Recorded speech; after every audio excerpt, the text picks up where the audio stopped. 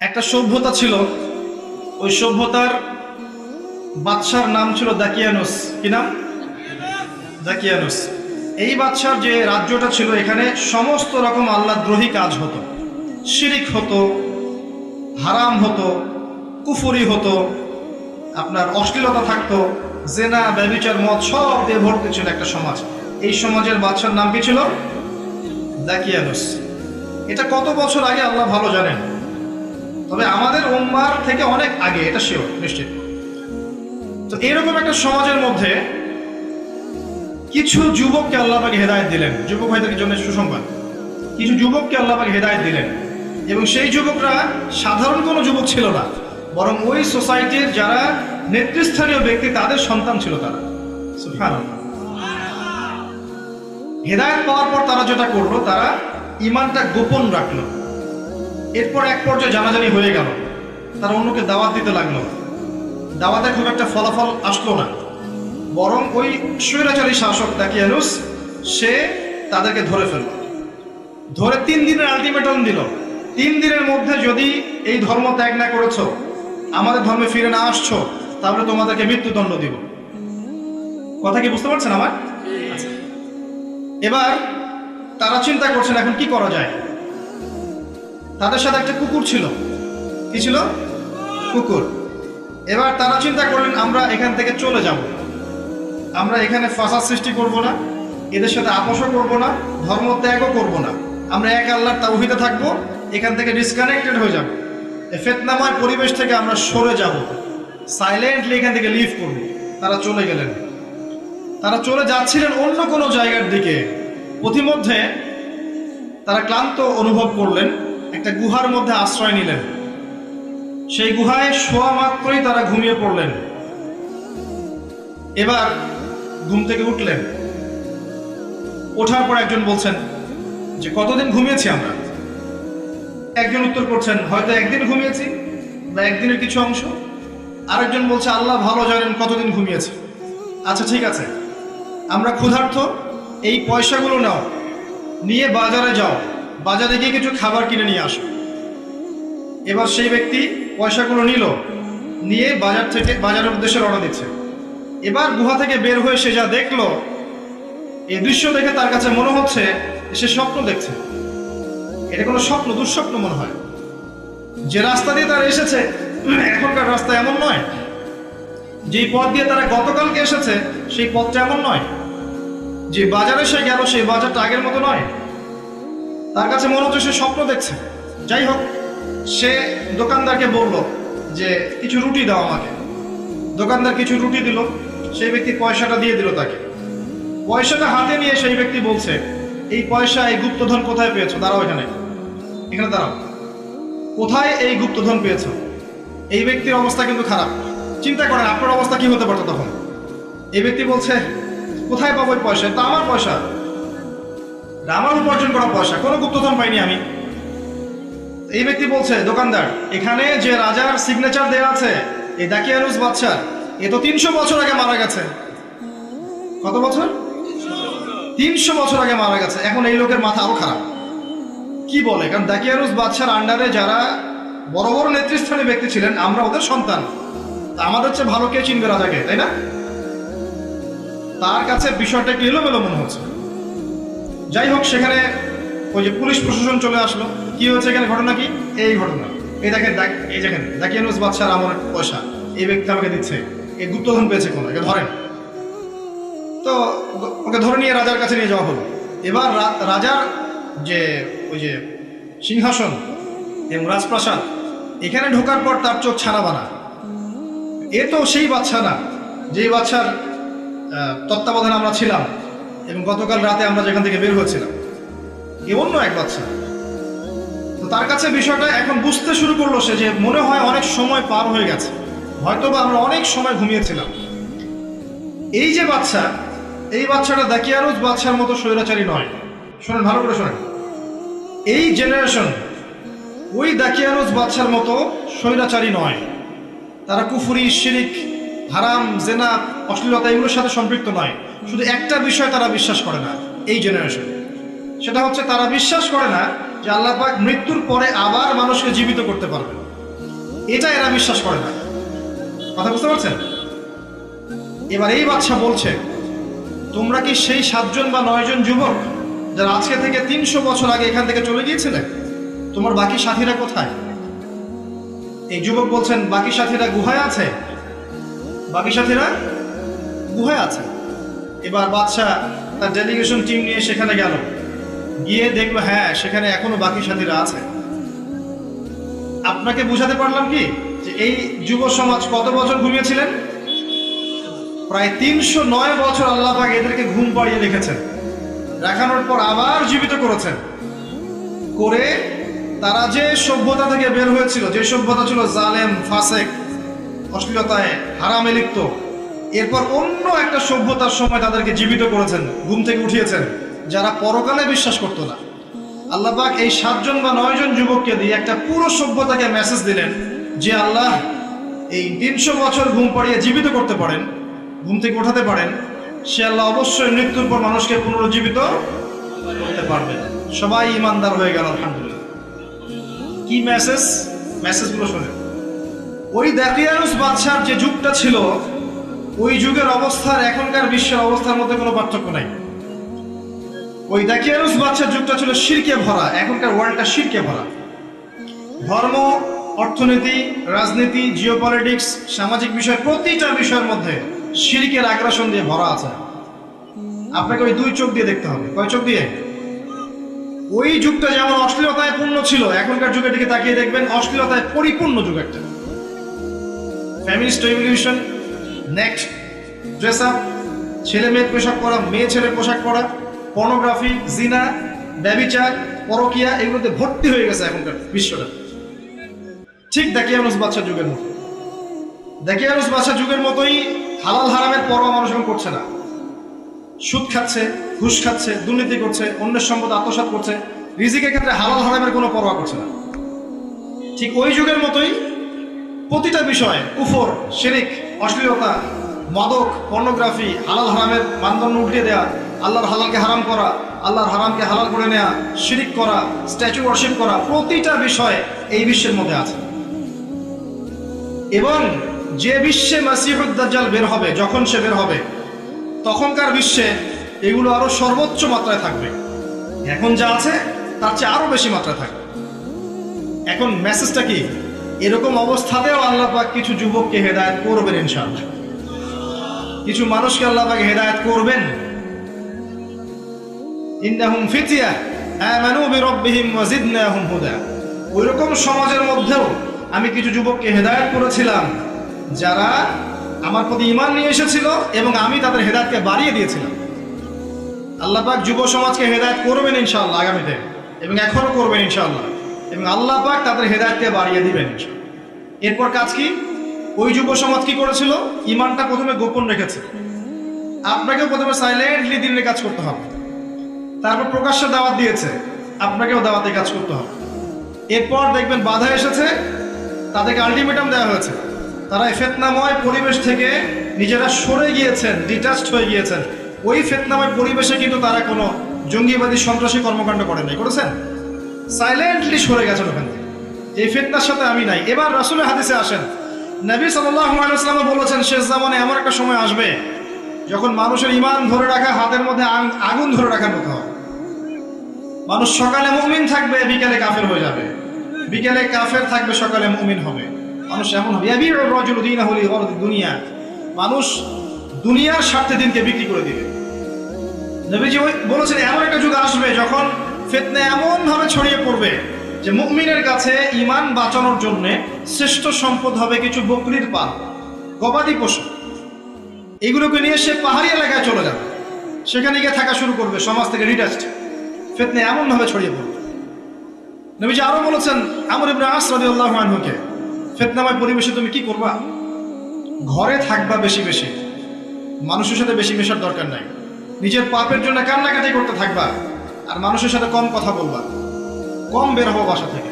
মানে পুরো বিষয়গুলো বোঝাচ্ছে আপনাকে যে ফিতনাময় পরিবেশে এখানে ডুবে থেকে আপনি সংস্কার করাটা ডিফিকাল্ট হবে। আপনাকে ফিতনা থেকে ডিটাচড, একদম ডিসকানেক্টেড হতে হবে। হওয়ার পরে আপনাকে এই সংস্কারের কাজ করতে হবে।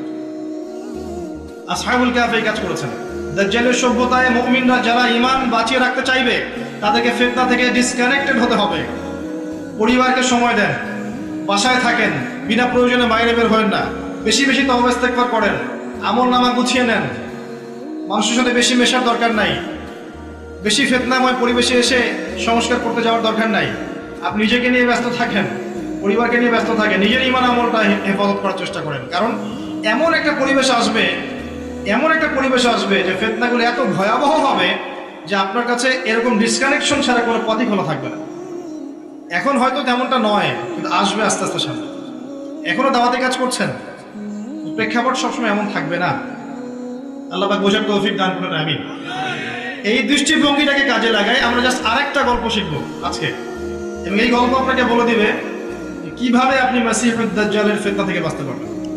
একটা গল্প আপনাকে বোঝাবে কিভাবে আপনি মাসিহুদ দাজ্জালের ফিতনা থেকে বাঁচবেন সূরা কাহফকে কেন্দ্র করে। দৃষ্টিভঙ্গি ক্লিয়ার? এখন কিভাবে দেখবো বিশ্বকে? বাহ্যিক চোখ দিয়ে? শুধু বাহ্যিক চোখ দিয়ে নয়, বরং ভেতরের চোখ দিয়ে। ভেতরের চোখ কখন খুলবে? যখন সেখানে আল্লাহর নূর আসবে। নূর কখন আসবে? ফরজ ওয়াজিব এগুলো যখন পড়বেন, পাশাপাশি নফল করবেন বেশি বেশি, আল্লাহ আপনাকে ভালোবেসে ফেলবেন ইনশাআল্লাহ। মৌতকে স্মরণ করবেন, পরকালকে স্মরণ করবেন, বেশি বেশি কোরআন তেলাওয়াত করবেন, জিকির আজগার করবেন, দোয়া করবেন, কলবে নূর আসবে। মনের মধ্যে হিংসা বাদ দেন, গীবত, তোহমত, রিয়া, অহংকার, পরশ্রী কাতরতার সংস্কৃতি ত্যাগ করেন, মনের মধ্যে আল্লাহর পক্ষ থেকে ইনশাআল্লাহ তাআলা নূর আসবেই ইনশাআল্লাহ। আল্লাহ পাক আমরা সবাইকে নূর দান করুন, আমিন। দোয়া করেন, রব্বানা আতমিম লানা নূরানা ওয়াগফির লানা ইন্নাকা আলা কুল্লি শাইইন কাদির।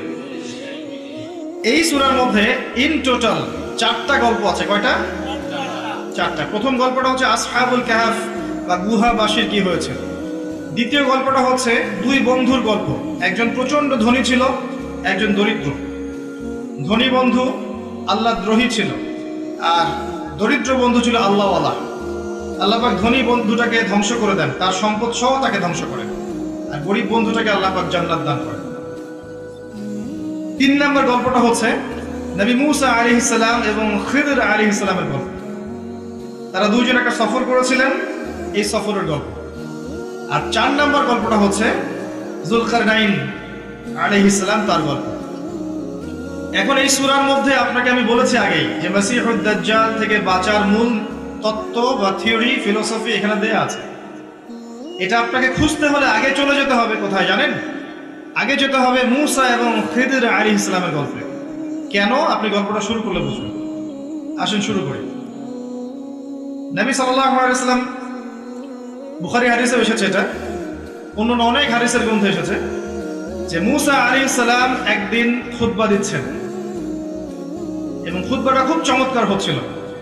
একজন ব্যক্তি দাঁড়িয়ে গেল, দাঁড়িয়ে বলল, হে মূসা আলাইহিস সালাম, তুমি অত্যন্ত চমৎকার খুতবা দিয়েছো, তোমার চেয়ে জ্ঞানী কোনো মানুষ কি পৃথিবীতে আছে? নবী মূসা আলাইহিস সালাম বললেন যে না, আমার চেয়ে জ্ঞানী মানুষ এখন পৃথিবীতে নেই। কারণ তার কাছে আল্লাহর ওহী আসে, তাই না? আল্লাহর ওহী প্রত্যাদেশ আসে, আর যার কাছে আল্লাহর পক্ষ থেকে জ্ঞান আসছে তার চেয়ে জ্ঞানী আর কে হতে পারে? স্বাভাবিক না? কিন্তু আল্লাহ পাক এটাকে ধরলেন, এই কথাটাকে ধরলেন, ধরে বললেন যে তোমার চেয়েও জ্ঞানী আমার আরেকজন বান্দা আছে। তাকে কোথায় পাবে? মাজমাউল বাহরাইন, 2 সাগরের মিলনস্থলে পাবে। তোমার চেয়েও একজন জ্ঞানী মানুষ আছে যাকে তুমি 2 সাগরের মিলনস্থলে পাবে, যেখানে 2টা সমুদ্র এক হয়ে গেছে, সেখানে তুমি পাবে তাকে। এটা ভৌগোলিকভাবে কোন জায়গা এটা ফাইন্ড আউট করার দরকার নাই, মূল বিষয়টা এটা না। তো নবী মূসা আলাইহিস সালাম তার সাথে দেখা করতে চাইলেন। তিনি বললেন, I want to meet him, আমি তার সাথে দেখা করতে চাই এবং আমি তার সাথে দেখা করে তার কাছ থেকে জ্ঞান শিখতে চাই। খেয়াল করেছেন একজন নবীর জ্ঞান শিক্ষার কি পিপাসা? নবী মূসার কাছে আল্লাহর পক্ষ থেকে ওহী আসে, তারপরেও তিনি জ্ঞান শিখতে যাইতে চাচ্ছেন এবং তিনি বলছেন যে আমাকে যদি যুগ যুগ সফর করতে হয় তারপরেও সফর করব, তারপরেও আমার ওই ব্যক্তির সন্ধান চাই। আজকে জ্ঞানের সমস্ত এলিমেন্টস আমাদের ঘরে চলে আসছে। কোরআন, হাদিসের অনুবাদ, ফিকহের বই, সিরাতের বই, অ্যাপস, অনলাইন আছে না, ইন্টারনেট, স্মার্টফোন, সব আমাদের হাতের মুঠোয়। তারপরে তো জ্ঞান শিখতে চায় না। জ্ঞান চর্চা করতে চায় না, যুব সমাজ ওয়াজ শুনতে চায়। শিক্ষার মাধ্যম বানিয়েছেন ফেসবুক আর ইউটিউবিং। ফেসবুক ইউটিউবিং দিনের কনস্ট্রাকটিভ শিক্ষার কোনো মাধ্যম না, বরং এর মধ্য দিয়ে জ্ঞান আপনার বিক্ষিপ্ত হয়ে যাবে। ঢুকবেন ইউটিউবে একটা টপিক জানার জন্য, দেখবেন ওই টপিককে কেন্দ্র করে এক আলেম কি বলেছেন, আরেকজন আলেম কি বলেছেন, আর মাশাআল্লাহ ইউটিউবের থাম্বনেইল তো মাশাআল্লাহ সুবহানাল্লাহ, অমুক আলেমকে যেভাবে ধুয়ে দিলেন অমুক আলেম, আর অমুককে যেভাবে জবাব দিলেন অমুক আলেম। টাকা কামাই করতে চান, জাস্ট টাকা কামাই করতে চান, টাকা আর্ন করার জন্য এইভাবে ইসলামকে বিকৃত করছেন, ইসলামকে নিয়ে গেম খেলছেন, এগুলো কোনো থাম্বনেইল হলো? আমার একটা ভিডিওতে দেখেছি একজন আমাকে জবাব দিয়েছে কঠিনভাবে, তো দেখলাম থাম্বনেইলে সে আলেম একটা ছবি দিয়েছে, আর আমার ছবি কর্নারে, আমি মাথা নিচু করে আছি, আর সে আলেম হাত এইভাবে করে আছে, মানে ভাবটা এমন একবার থাপড়ায় শেষ করে ফেলবে। আল্লাহ ভালো জানেন এত ক্রিয়েটিভিটি মাথায়, এই ক্রিয়েটিভিটি গুলো দিনের কল্যাণে কাজে লাগেন না কেন? নিজে পড়াশোনা করে আলেম হন না কেন? নিজে পড়াশোনা করে আলেম কেন হচ্ছেন? নসিহত এটা আল্লাহ পাকের একটা মাধ্যম দিন প্রচারের। এই মাধ্যমটাকে ভালো মতো ইউজ করতে পারবেন, অন্যায়ভাবে ইউজ করতে পারবেন। চাইলেই যে কোনো ব্যক্তিকে, হুএভার হি ইজ, এই পৃথিবীতে সে যেই হোক না কেন, তাকে অনলাইনের মাধ্যমে, ইউটিউব ফেসবুকিং এর মাধ্যমে তাকে বিতর্কিত করা সম্ভব। সে যেই হোক না কেন, যেই হোক না কেন, যত বিশুদ্ধ বক্তব্য দেখ না কেন, তাকে আপনি যদি চান ইউটিউবের মাধ্যমে, ফেসবুকের মাধ্যমে ভিডিও কাটছাট করে নির্দ্বিধায় বিতর্কিত করতে পারবেন। আর জাতি হিসেবে আমরা আবেগী বেশি এবং ইস্যু পাগল জাতি। একটা ইস্যু আসবে মাশাআল্লাহ লাজবে 5 দিন 7 দিন 10 দিন, আরেকটা ইস্যু আসবে ওই ইস্যু শেষ, এবার এটাকে নিয়ে খেলবে। এই করতে করতে মাশাআল্লাহ, এই করতে করতেই মাশাআল্লাহ ইসরায়েল এই বিশ্বের রুলিং স্টেট হয়ে গেছে। এই করতে করতে ইসরায়েল এই বিশ্বের রুলিং স্টেট হয়ে গেছে। আচ্ছা, নসিহত হচ্ছে প্রচার করেন, কিন্তু বিশুদ্ধ তাকওয়ার সাথে, আমানতদারিতার সাথে, এমন কিছু না যাতে উম্মার ক্ষতি হয়ে যায়, এমন কিছু না যাতে উম্মাহ, আলেম ওলামা, মুসলিম উম্মার এই কমিউনিটি, এদের মধ্যে আপোষে ফাসাদ সৃষ্টি হয়, ইসলামের বিরোধী শক্তিরা সুযোগ পেয়ে যায়, আলেমে আলেমে হিংসা বিদ্বেষ ছড়ায় এবং আস্তে আস্তে এই চেয়ারগুলো ফাঁকা হয়ে যায়। এমন কোনো কাজ করতে যাবে না। আল্লাহ পাক বোঝার তৌফিক দান করুন, আমিন। আমি বলছিলাম জ্ঞানের সব এলিমেন্টস আমাদের সামনে, তারপরে জ্ঞান শিখতে চাই না। কিন্তু মুসা আলাইহিস সালাম কি করলেন? তিনি বলছেন যে যদি আমাকে যুগ যুগ সফর করতে হয় তারপরে আমি করব, তারপরেও ওই ব্যক্তিকে আমার চাই যে আমার চেয়ে বেশি জ্ঞানী। এবার তিনি তার একজন সাথীকে নিলেন, ওই ব্যক্তির নাম হচ্ছে ইউশা বিন নুন। কি নাম? প্রশ্ন কিন্তু করব আমি শেষে, 5টা মুখস্থ করতে থাকেন লেকচার। ইউশা বিন নুন এই ব্যক্তি পরবর্তীতে নবী হয়েছিলেন। তাকে সাথে নিলেন এবং একটা মাছ নিলেন সাথে, মাছ, ফিশ। আল্লাহ পাক ইনস্ট্রাকশন দিয়েছিলেন যে এই মাছটা যেখানে গিয়ে জীবিত হয়ে যাবে এবং সাগরে লাফিয়ে পড়বে, ওই জায়গায় তুমি এই ব্যক্তিকে পাবে, খিদির আলাইহিস সালামকে পাবে। আর খিদির মানে হচ্ছে শ্যামল বা সবুজ। একটা বর্ণনা এসেছে তিনি যেখানে বসতেন, খিদির আলাইহিস সালাম আল্লাহর এত বড় ওলি ছিলেন, এত আল্লাহওয়ালা ছিলেন, এমন এত বেশি ইন্টারনালি পিউরিফাইড ছিলেন, নূর ছিল, বসিরা ছিল, তিনি যেখানে বসতেন সেই জায়গাটা সবুজ হয়ে যেত। তো নবী মুসা আলাইহিস সালাম সফর শুরু করলেন। চলতে চলতে চলতে চলতে এক পর্যায়ে তিনি রাস্তা ভুল করলেন। এই জায়গাটা খুব ভালো করে শোনেন, তিনি রাস্তাটা ভুল করলেন। যে জায়গায় যাওয়ার কথা ছিল এখান থেকে ভুল পথে চলে গেলেন। যতটুকু ভুল পথে গেলেন ওই সফরটুকু তার কাছে খুব ক্লান্তিকর মনে হচ্ছিল এবং তিনি খুব টায়ার্ড হয়ে গেলেন। তার সেই সাথীকে বললেন নাস্তা নিয়ে আসো। সেই সাথী ব্যাগ খুলে দেখলো সেখানে মাছটা নেই। ইউশা বিন নুন তিনি বললেন যে মাছটা তো সমুদ্রে চলে গেছে জীবিত হয়ে, আমি বুঝতে পারিনি, শয়তান আমাকে ভুলিয়ে দিয়েছিল। নবী মুসা আলাইহিস সালাম বলেন ওইটাই তো সেই জায়গা যেখানে মাছটা চলে গেছে, ওখানেই আমরা সেই ব্যক্তিকে পাবো। তিনি আবার ব্যাক করে ফিরে আসতে লাগলেন। একটা মেসেজ, আপনার জীবনের চলার পথটা যদি ভুল হয়, আপনার জীবনের চলার পথটা যদি ভুল হয়, আপনি খুব সহজে ক্লান্ত হয়ে যাবেন। আপনার চলার পথটা যদি আল্লাহ এবং তার রাসূলের ইত্তেবায়ের মধ্যে না হয়, ভুল পথে হয়, আপনি খুব সহজেই ক্লান্ত হয়ে পড়বেন।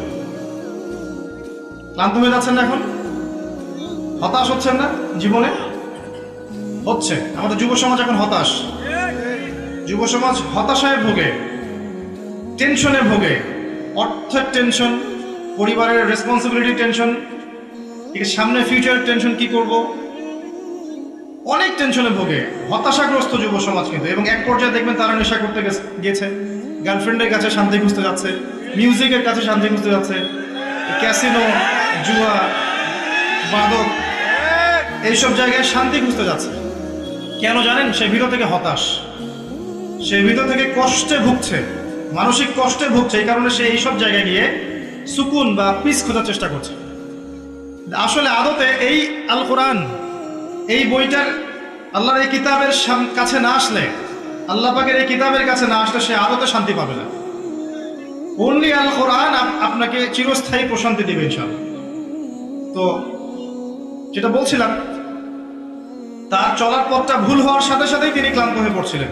আমাদের জীবনে চলার পথ ভুল হলেই আমরা ক্লান্ত হয়ে পড়ব। এবার ফিরে আসলেন, এসে দেখলেন হ্যাঁ, ওই জায়গায় যেখানে দুই সাগর মিলিত হয়েছে, এখানে একজন ব্যক্তি পাথরের উপরে বসে আছে। কিসের উপরে?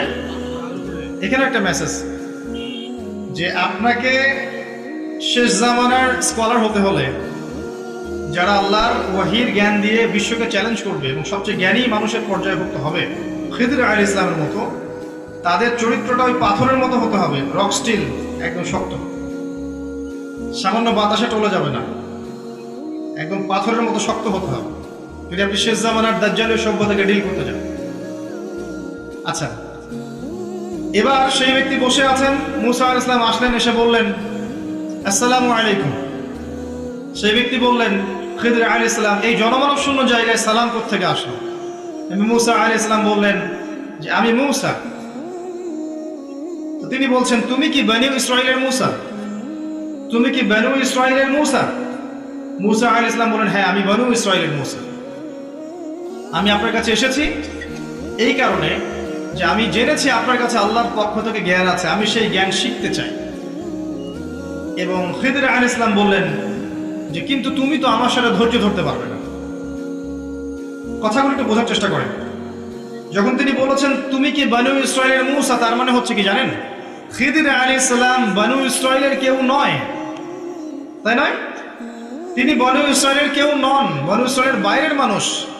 এখন যে এই যে ইসরায়েল এবং জিউসরা মনে করে তারা বিশ্বের সবচেয়ে জ্ঞানী society, elite society of the world, তারা মনে করে না?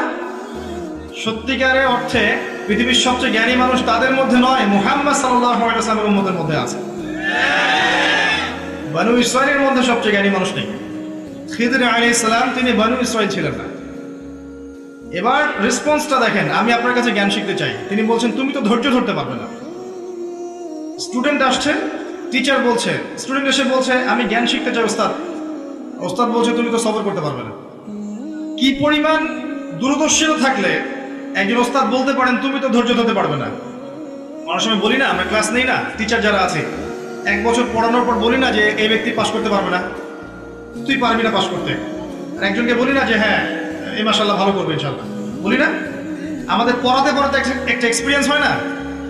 খিদর আলাইহিস সালাম দেখেই বললেন তুমি তো ধৈর্য ধরতে পারবে না। কাকে বলছেন?